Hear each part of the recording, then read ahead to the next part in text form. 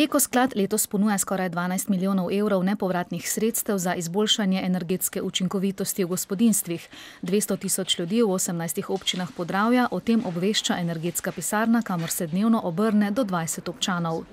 Včasih se zgodi, da so te rešitve sicer nekoliko dražje, ampak če računamo življenjsko dobo in pa porabo energije v celotni življenjski dobi, potem ugotovimo, da smo z energetsko učinkovito rešitvijo res pripomogli tudi k varčevanju z denarjem, ne samo z energijo.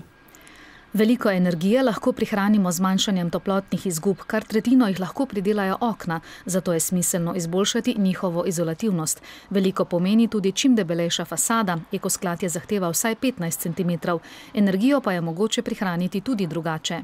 Mi smo pred 3 leti smo šli na kurjavo sekance. In verjamete ali ne, mi smo porabili 120 tisoč litrov kurilnega olja. To je danes cena 120 tisoč evrov. Pri več stanovanjskih stavbah strokovnjaki svetujejo, da se vključijo preko Ekosklada v sistem subvencij.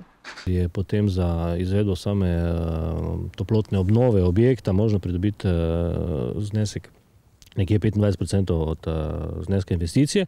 Kriterijem nizkoenergetske stavbe ustreza tudi nova enota ptujskega vrtca Podlesek. Predvidevajo prihranek od 30 do 40%. Klasična gradnja nekako se predvideva poraba energije 60 kWh na kvadratni meter. Mi ocenjujemo, da bi v tem objektu lahko porabili tam od 25 do 30 kWh na kvadratni meter energije.